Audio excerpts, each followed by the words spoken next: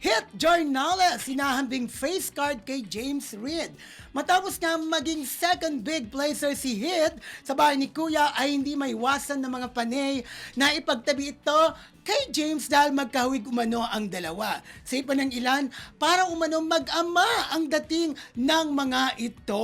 Obvious Parang naman, diba? mag-ama. Pwede naman silang maging mag-ama. Pero, Hindi Pwede, sila ano mag-ama. sabihin? Okay, halimbawa, si James Reid, how old is James Reid? Parang mga 30 naging plus loser niyan. siguro. 30 plus, Ah. 31, mga ganon. Ito 16 30, yata. mga ganon.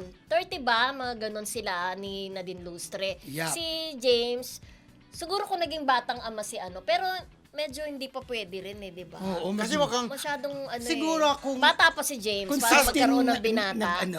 oo. Parang No? hindi pa masyadong Hindi, bata. pero ang masyadong sinasabi kasi, ang ano lang Pag naman kuya. yon ng mga mga netizen, pero ang sinasabi, younger version daw siya ni James Reid. Oo. Kasi nung kabataan niya, may hawig sila. Kaya nga daw, nung nag-guest itong si Nadine Lustre, nung dati doon sa bahay ni Kuya, na parang napansin daw ni Nadine si Hit, na parang hawig sa kanyang ex, kaya niloko-loko. Correct, at ang sagot naman ni Hit sa Okay. bagay na yan, di ba?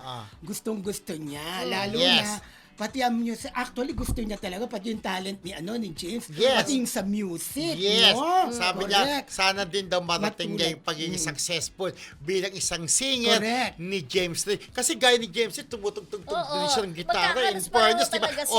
Okay sila mag-gitara, di ba? Ano? Hindi nagtutugtog din ng gitara kasi si James Reid kagaya ni Hit. oo, Kaya oo. kinukumpara din siya. Tsaka ibig sabihin pareho silang musically inclined. Yun. Tapos Yup. yung face card, talaga ako sinubaybayan ko yun kasi ang bet ko noon si Brent, di ba? Si Ah. Brent Jackson naman ang bet Correct. ko noon, di ba? Nakasabayan ni James Reid at saka si Ryan Bang. Yan ang mga kasabayan niya noon eh. Talagang malayo feeling ko itong Hit Jornales or Hornales. Hornales ang pronunciation sa kanyang surname. Malayo ang mararating ng batang ito. Dahil nakikita ko yung mga interview niya, napaka-humble. Magiging mainit siya. Oo, Tsaka, lalo na ang pangalan niya.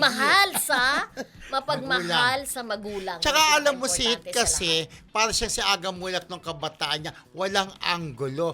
In fairness, ang gwapo-gwapo talaga ng bata. Kaya nga nung na-interview ni Papa, talagang gwapong-gwapo siya. Di ba? Press na press talaga.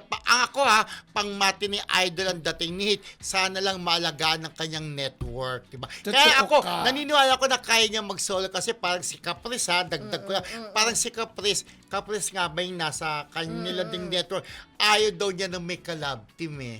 Di ba? Pinapares sila. Pero ako, si Hit, ay nako, alago ang karir niya,